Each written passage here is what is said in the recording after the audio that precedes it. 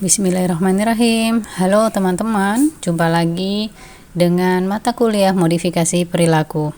Pada pertemuan kali ini kita akan membahas tentang di mana saja area-area aplikasi yang bisa menggunakan modifikasi perilaku. Tentu area aplikasi ini sangat luas. Yuk kita coba amati apa saja area-area aplikasi modifikasi perilaku. Nah, teman-teman, membahas area aplikasi modifikasi perilaku, ada sebuah eksperimen yang cukup unik dan dekat sekali dengan lingkungan kita sendiri. Pertama, cobalah teman-teman menguap di sebuah pertemuan. Setelah teman-teman menguap, hitung berapa banyak orang yang akhirnya ikut menguap di sekitar teman-teman. Ini adalah bagian dari aplikasi modifikasi perilaku. Bagaimana teman-teman bisa memodifikasi lingkungan di sekitar teman-teman. Dengan eksperimen sederhana ini, teman-teman bisa melihat langsung, oh ternyata sesederhana itu ya, kita bisa melakukan modifikasi perilaku. Eksperimen kedua yang cukup unik dan sering kita rasakan, coba deh teman-teman berhenti di sebuah rumah atau toko. Kemudian pandangilah toko tersebut dengan ekspresi yang aneh, ya, ekspresinya aneh. Kalau bisa ekspresif banget gitu ya. Nah, perhatikan berapa orang yang akhirnya sampai berhenti atau minimal ikut memandangi rumah atau toko tersebut dengan ekspresi yang sama, yaitu ekspresi aneh. Yuk, kita coba eksperimen sederhana ini dan buktikan teman-teman bisa melakukan modifikasi perilaku di area terdekat teman-teman.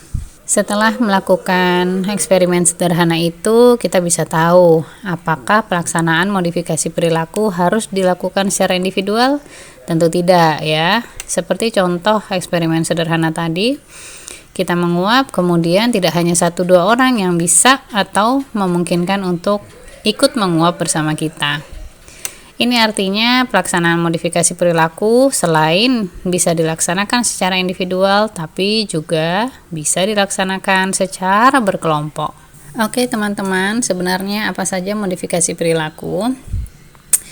Area modifikasi perilaku ada beberapa ya, dan yang saya sampaikan tidak semua area modifikasi perilaku, tetapi yang sering dilakukan adalah area pendidikan dan pendidikan berkebutuhan khusus, kemudian lingkup pribadi, gangguan perkembangan, kemudian di area gangguan jiwa, psikologi komunitas, psikologi klinis, dan psikologi industri organisasi. Yuk kita coba bahas satu persatu. Sebelum teman-teman melakukan modifikasi perilaku untuk orang lain, teman-teman juga bisa loh melakukan modifikasi perilaku untuk area atau lingkup pribadi. Modifikasi perilaku dapat digunakan untuk mengatur perilaku diri sendiri. Contoh, untuk mengontrol kebiasaan, kemudian perilaku yang berhubungan dengan kesehatan, atau juga masalah pribadi. Sebenarnya gimana ya contoh cara melakukan modifikasi perilaku untuk meningkatkan asertif? Contohnya, berlatih berbicara di depan kaca untuk mengatakan tidak. Sembari kita menyadari ekspresi kita dan melatih menatap lawan bicara. Selain itu, bisa jadi menggunakan modifikasi perilaku dalam teori belajar sosial milik Bandura. Ya, contohnya gimana? Ya, kita selaku pribadi mencoba untuk mencari model di sekitar kita, entah itu teman kita, entah itu orang tua kita, yang mana mereka bisa menjadi contoh dalam perilaku asertif.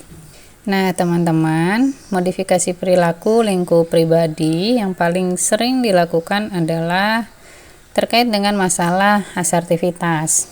Tidak sedikit orang-orang di sekitar kita atau bahkan diri kita sendiri yang masih susah untuk menyampaikan sesuatu, baik itu pendapat maupun pikiran kita dengan asertif. Modifikasi perilaku bisa meningkatkan perilaku asertif ya. Kemudian contoh yang lain adalah insecure. Nah, ini adalah masalah yang sedang ngehit nih. Salah satu modifikasi perilaku yang bisa dilakukan biasanya bagaimana seseorang itu bisa mencintai dirinya sendiri, sehingga insecure-nya pun bisa bergerak menjadi bersyukur, meminimalkan insecure dan meningkatkan rasa syukur. Nah, modifikasi perilaku lainnya dalam lingkup pribadi adalah bagaimana meningkatkan relaksasi terhadap diri sendiri. Oke, sekarang kita masuk area modifikasi perilaku di bidang pendidikan dan pendidikan khusus. Penelitian telah menganalisis bahwa modifikasi perilaku efektif untuk mengembangkan interaksi guru dan murid di dalam kelas, kemudian meningkatkan metode mengajar, serta mengembangkan cara untuk menurunkan perilaku bermasalah di dalam kelas. Nah, modifikasi perilaku di dalam pendidikan berkebutuhan khusus juga sangat berperan besar. Berperan besar dalam apa? Dalam mengembangkan metode belajar, mengendalikan masalah perilaku di dalam kelas, kemudian meningkatkan perilaku sosial dan keberfungsian. Karena besarnya peran ini, saya mengarahkan teman-teman untuk melakukan modifikasi perilaku di bidang pendidikan, ya, terutama untuk teman-teman yang menjalani mata kuliah kesulitan belajar. Saya berharap kita bisa berperan aktif, memiliki manfaat untuk teman-teman berkebutuhan khusus dengan menggunakan modifikasi perilaku. Oke, area selanjutnya adalah modifikasi perilaku di bidang gangguan perkembangan, ya.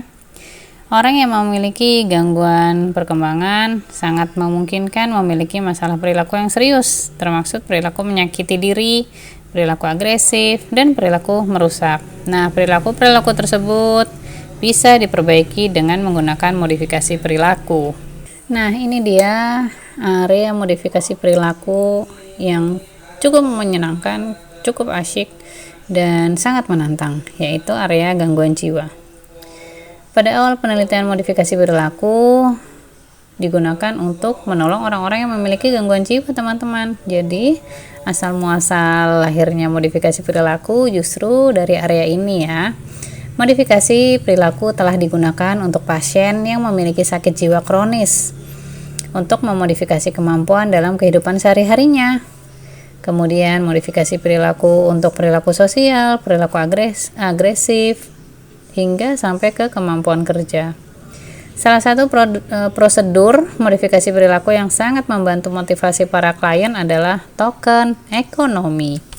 Lanjut ya, ini adalah area modifikasi perilaku di bidang psikologi komunitas. Mungkin kita sering tidak sadari bahwa apa yang sedang ada di sekitar kita adalah bagian dari modifikasi perilaku. Di dalam psikologi komunitas, intervensi perilaku didesain untuk mengatur perilaku banyak orang atau masyarakat. Harapannya meningkatkan kesejahteraan bersama. Sasaran dari intervensi perilaku komunitas ini seperti mengurangi perilaku membuang sampah, kemudian menggalakkan daur ulang sampah, mengurangi pemakaian listrik berlebihan, kemudian mengurangi parkir kendaraan yang bukan di tempatnya gitu ya, hingga mengurangi perilaku kebut-kebutan. Nah, teman-teman pasti sering ya melihat afirmasi-afirmasi seperti ini, baliho-baliho atau spanduk-spanduk yang mengajak masyarakat untuk memiliki target perilaku tertentu. Contoh, pakai masker harga mati, tidak pakai masker bisa mati. Ini adalah salah satu bagaimana cara untuk memodifikasi perilaku orang-orang di zaman yang saat ini sedang terjadi. Harapannya apa? Orang-orang pada pakai masker. Ketika membaca slogan ini atau membaca spanduk ini, maka ada perubahan dari masyarakat yang awalnya malas pakai masker, tapi diingatkan dan diingatkan lagi menggunakan masker, karena kalau di spanduk sini sih bilang tidak pakai masker bisa mati. Wah, semoga kita diberi kesehatan terus ya. Oke.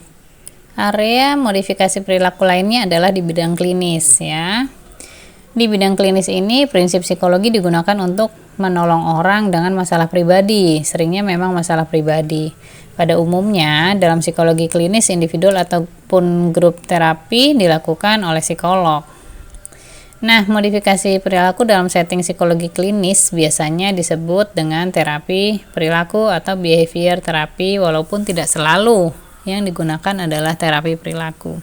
Contohnya apa? Contohnya adalah sesuatu yang sering kita dengar, seperti mengatasi fobia, mengurangi gejala PTSD, kemudian gangguan somatoform. Itu adalah beberapa contoh kasus-kasus klinis yang biasanya menggunakan modifikasi perilaku. Oke teman-teman, saya rasa teman-teman semua tahu ya siapa Mamas ganteng yang ada di dalam slide ini. Ya, dia adalah Pangeran Harry. Pangeran Harry pernah mengalami trauma ketika sang ibunda tercinta meninggal dunia. Beliau, Pangeran Harry ini, menggunakan teknik modifikasi perilaku dengan terapi EDMR. Apa sih terapi EDMR itu? Terapi EDMR itu semacam desensitization ya, dan reprocessing. Jadi terapi ini dijalankan untuk mengobati trauma yang pernah dialami oleh Pangeran Harry. Terapi EMDR ini adalah teknik psikoterapi yang interaktif yang digunakan untuk meredakan stres secara psikologis. Penelitian sudah menunjukkan bahwa terapi ini cukup efektif ya. Apa sih sebenarnya yang dilakukan selama terapi EMDR? Selama sesi ini kita akan diminta untuk fokus pada pikiran, ingatan, atau gambar yang negatif.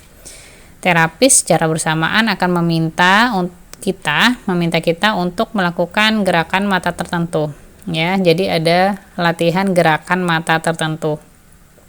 Nah, kemudian ada stimulasi-stimulasi seperti ketukan, kemudian gerakan lain yang bercampur dan bersamaan dengan latihan gerakan mata tertentu.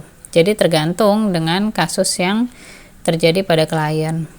Setelah stimulasi-stimulasi tersebut, terapis akan membantu membawa kita untuk kembali ke masa sekarang sebelum beralih ke ingatan traumatis lainnya. Seiring waktu, penelitian membuktikan bahwa terapi EMDR ini cukup efektif untuk mengurangi tekanan yang ada di pikiran kita melalui gambar, kemudian melalui gerakan mata, dan juga ketukan-ketukan. Sehingga harapannya tekanan atas pikiran, kemudian gambaran-gambaran traumatis atau ingatan-ingatan tertentu bisa mulai memudar. Nah, bagi teman-teman yang passionnya ada di psikologi industri organisasi, modifikasi perilaku juga sering sebenarnya dilakukan ya, walaupun saya rasa tidak sesering di bidang pendidikan. Penggunaan modifikasi perilaku di setting industri organisasi biasanya disebut organization behavior modification or organization behavior management. Nah, modifikasi perilaku ini digunakan untuk meningkatkan performance kerja serta keamanan kerja. Biasanya untuk kedua itu ya, jadi untuk performance atau keamanan kerja. Selain itu, bisa juga untuk mengurangi keterlambatan, ketidakhadiran, atau kecelakaan di dalam kerja. Penggunaan modifikasi perilaku di dalam industri organisasi secara umum digunakan untuk meningkatkan produktivitas dan keuntungan bagi organisasi serta meningkatkan kepuasan kerja. Oke, ini adalah beberapa contoh modifikasi perilaku di bidang industri organisasi ya. Adanya ISO certified. Jadi dengan sertifikat ini perusahaan-perusahaan banyak yang berpacu untuk mendapatkannya. Hasilnya apa? Hasilnya perusahaan-perusahaan tersebut pun berusaha untuk menjaga kualitas atau performa kinerja, performa produktivitas. Kemudian contoh yang lain adalah ketika memang para pegawai lupa absen. Modifikasi perilakunya yang dilakukan adalah ya memotong gaji gitu ya. Kalau di slide ini adalah gajinya disunat gitu. Ternyata ada juga ya gaji disunat. Oh, banyak. Saya pun pernah merasakannya. Oke, kemudian yang di bawah adalah teman-teman tahu yang di bawah ini apa? Ya, yang di bawah adalah proses pembuatan bakpia Jogja. Nah, dalam modifikasi perilaku yang ingin saya contohkan, misal Dalam deretan orang-orang ini ada yang rajin, ada yang agak lambat proses membentuk bakpianya, ada yang cepat, begitu ya.